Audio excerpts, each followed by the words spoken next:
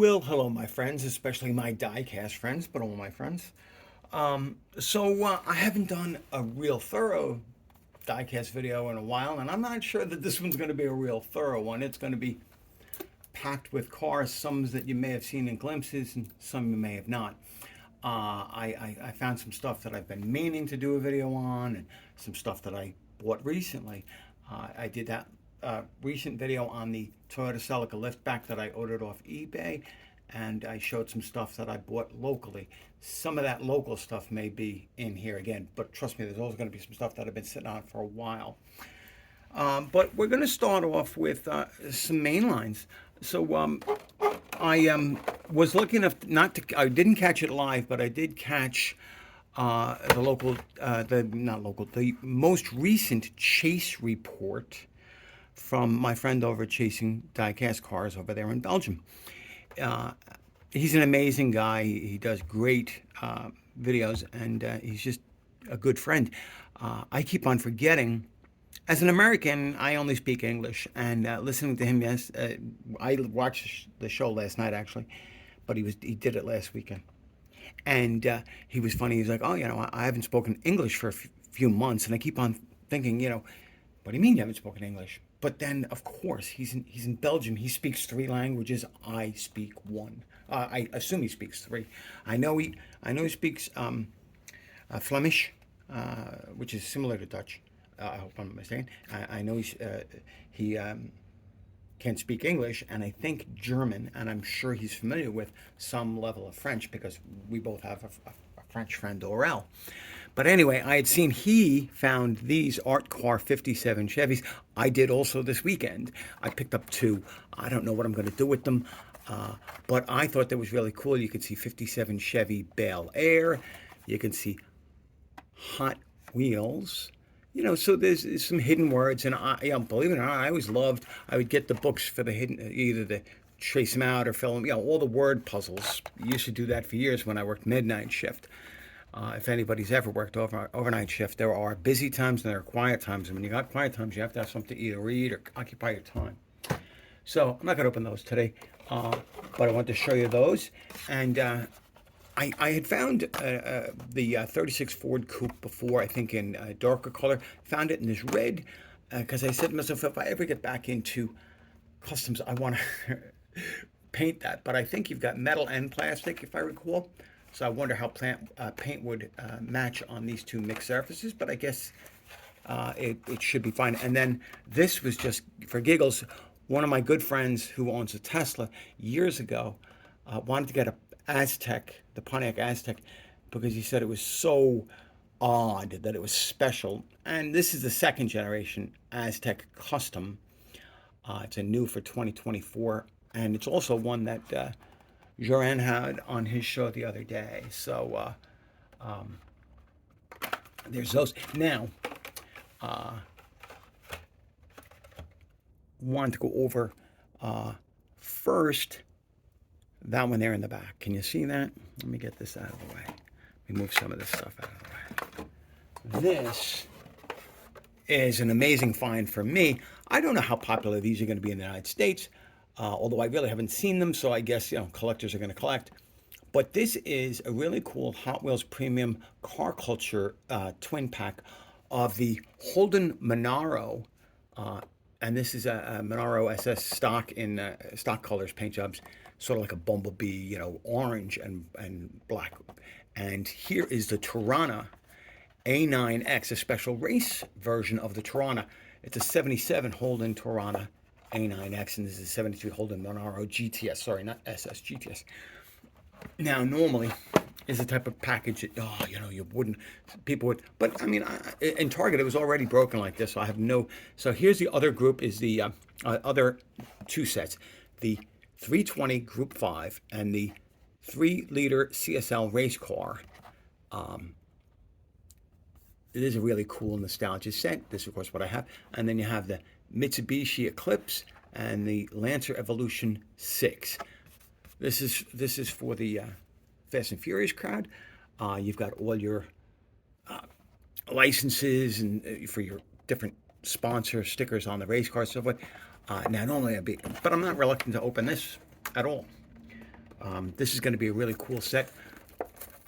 Of course, anybody who knows me knows that I love Australian cars, especially Fords, but not limited to just Fords, They have Holden is General Motors, which is their equivalent of Chevy. They have Ford, and they have Chrysler. So, first we'll take a quick look at this Monaro. Wow, it feels nice. It's heavy. It looks like it's an old casting. It's a metal body, metal chassis. No, it's a copyright 2021. So, nice tampo work here. Silver around the windshield, the stripes, the taillights. The wheels are nice. Rubber wheel riders, rubber tires, real rims. Nice tampo work here on the side. Door handle, vents, all that. This is very nice. The front, tampo headlights, no opening hood. But still, I mean, it is sort of a really nice, it weighs a lot. It rolls real smooth. It's a nice looking model.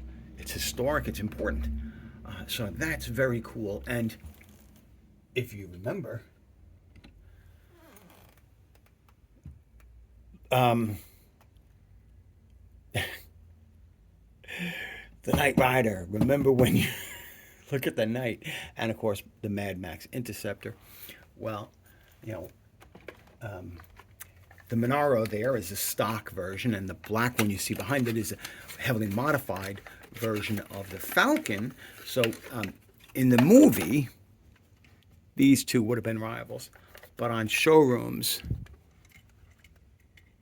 these two would have been rivals. This 1973 Ford Falcon GT, and this is just awesome. This is a Biante. A friend of mine gave me about two years ago or so. Awesome. My friend Tyrone from down there. Now here's green lights, like sort of half stock one. It's not really stock. So those are cool. My little Australian cars, which actually have more, but I'm not going to pull them out here. I'd have them all here. So what else do we have in here now?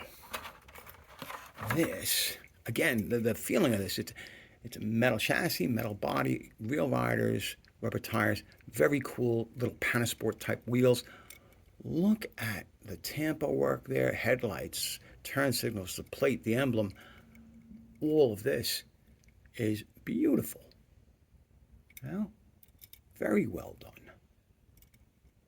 You can see the roll bar inside. That is super. Now, what do these sets go for? $15, I think it is, in Target.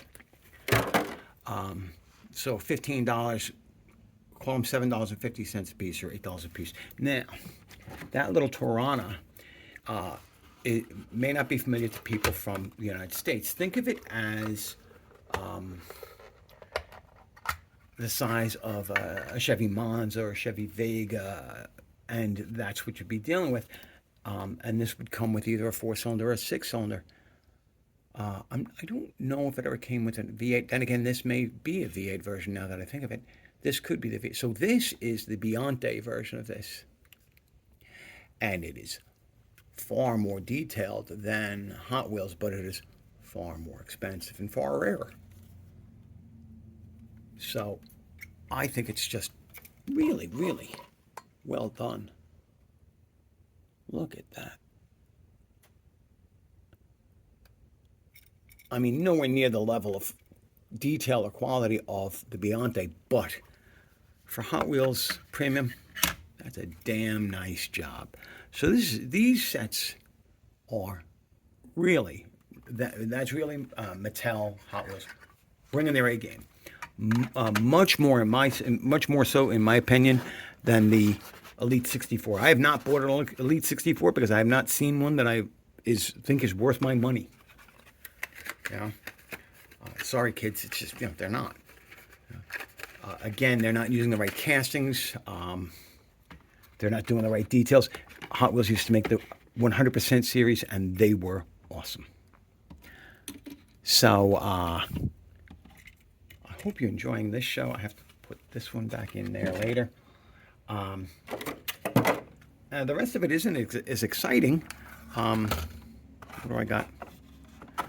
This here is so this is a newish Matchbox. This is that 1960 Chevrolet El Camino. And I think this is a really nice casting that they've done. But I brought this out to compare it to this, the Hot Wheels 1959 Chevy Delivery, which is, one of my favorites. We built these as models as kids for Monogram and everything. And this one has the little Grogu from the Mandalorian. I think it's just really neat to see these cars from this era done so well.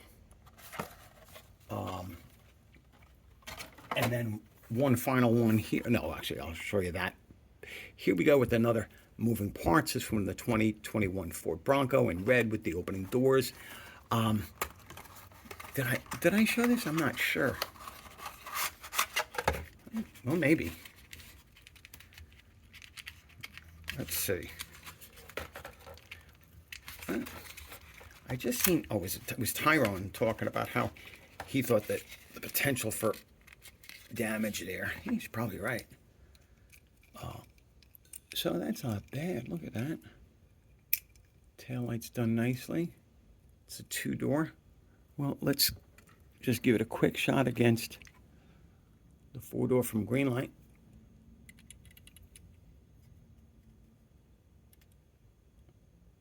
Perfect? No, but they could sit in a display together. So that's pretty cool. Liking these moving parts. And again, I've gotten away from collecting really, and definitely from buying these Matchbox 5-packs, but I thought this one was very cool. And this is it's almost an all Ford. It's 32 Ford, 33 Ford, Ford Roadster pickup, the 1936 Ford, and for some reason they finished it up with the Plymouth sedan, 33 Plymouth sedan. Now, so this is a pretty cool set, and I just thought you guys would like that. I hope you do. And so I will sporadically be doing more diecast videos, and I will, now that the weather is getting nicer, be doing more tracks videos. I'm just going to be, but I'm also going to be going on vacation and just, getting out there and doing more. So thank you for watching. Comment down below if you like this, or just say hi or whatever.